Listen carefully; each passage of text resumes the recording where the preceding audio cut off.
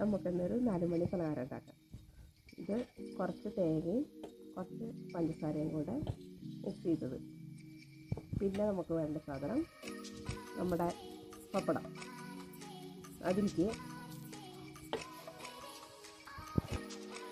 കുറച്ച് ഈ തേങ്ങയും പഞ്ചസാരയും മിക്സ് ചെയ്താൽ ഇടുക.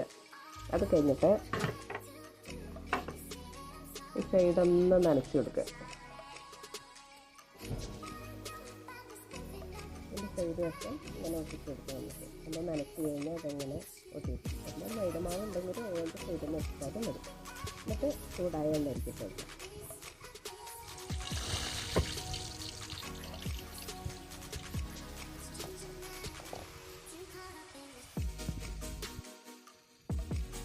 ഒന്ന് മറച്ചിട്ട് കൊടുക്കാം. തിരിച്ചും മറച്ചിട്ട് നല്ലോണം മുരിയണ വരെ വയ്ക്കുക. അത് കഴിഞ്ഞിട്ട് നമുക്ക് വറുത്ത് വരാം. പ്രകാരം ഒരു രൂപയുണ്ട്. എല്ലാവരും ഒന്ന് കഴിച്ചിട്ട് എളുപ്പം കഴിയണം. സാധനത്തിൻ്റെ സമയമില്ല. നല്ല മുരിഞ്ഞ പലഹാരമാണ്. ട്രൈ ചെയ്തത്.